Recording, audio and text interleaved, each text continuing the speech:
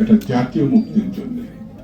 সেই জাতীয় মুক্তি আমরা ইতিমধ্যে যে জায়গায় এনে দাঁড় করিয়েছি, সেই কাজটি কিন্তু এখন আমরা করতে পারি। সেই কাজটি করতে হবে স্বৈরতন্ত্রকে গণতন্ত্রে উত্তরণের জন্য স্বাভাবিক যে পথ, সেটি হচ্ছে নির্বাচন। এই নির্বাচনটা যতক্ষণ পর্যন্ত আমরা না করতে পারবো, ততক্ষণ বুঝতে হবে শহীদদের প্রতি আমরা কিন্তু সেই সমাপ্তির দিকে নিয়ে যেতে পারছি না কাজে। তারা একটা জীবন দিয়েছে কিসের জন্য? গণতান্ত্রিক বাংলাদেশের জন্য, মানুষের অধিকারের জন্য। যে মানে সামান্য বলে আর বড় বলি, সেই ভোট অধিকারটা আমরা কিন্তু এখনো মানুষের ফিরিয়ে দিতে পারিনি, যেটা হাসিনা কেড়ে নিয়েছে। সেই কেড়ে নেওয়া ভোট অধিকারটা ফিরিয়ে দিতে হবে।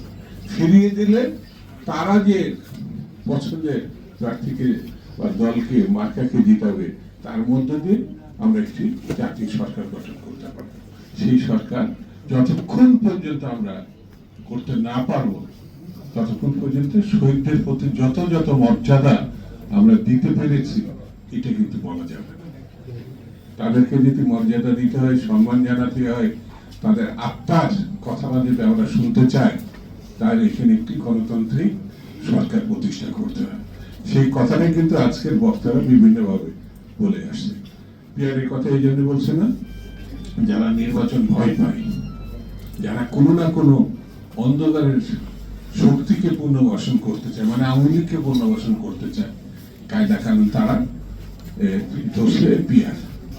আমার কাছে মনে হয় পিয়ারটা এখন যথেষ্ট না।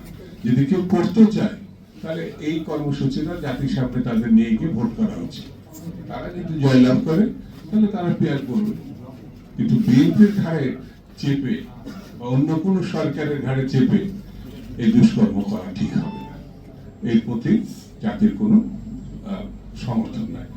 এখন আমাদের মুখ্য কাজ হচ্ছে, মাস তো ঠিকই হয়ে গেছে, সেটা ফেব্রুয়ারি মাস, আমাদের নির্বাচনে ঝাঁপিয়ে পড়তে হবে। বসে থাকলে হবে না। যারা প্রতিক্রিয়ার শক্তি, যারা অন্ধকারের শক্তি, যারা ষড়যন্ত্রের শক্তি, তারা নির্বাচনকে ঠেকাতে চায়।